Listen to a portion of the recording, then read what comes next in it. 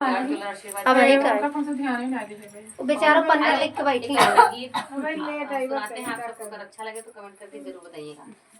कि पिरात बटई पेट राजा भौरी लगैदा, पिरात बटई पेट राजा भौरी लगैदा, पिरात बटई पेट राजा भौरी लगैदा। सासू के खियाइदा ससुर के खियाइदा, सासू के खियाइदा ससुर के खियाइदा। जवन कुछ बचई राजा यार सर कायदा, जवन कुछ बचई राजा यार सर कायदा। पिरात बटई पेट राजा भौरी लगैदा, पिरात बटई पेट राजा भौरी लगैदा। खियाइदा जेठान के खियाइदा, जेठ के खियाइदा जेठान के खियाइदा। जवन कुछ बचई राजा यार सर कायदा, जवन कुछ बचई राजा यार सर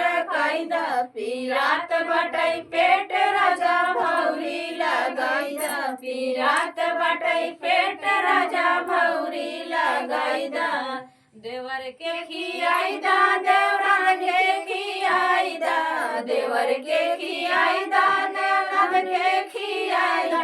जवन कुछ बचई राजा यार सर कायदा, जवन कुछ बचई राजा यार सर कायदा। पिरात बटई पेट राजा भौरी लगैदा, पिरात बटई पेट राजा भौरी लगैदा, पिरात बटई पेट राजा भौरी लगैदा।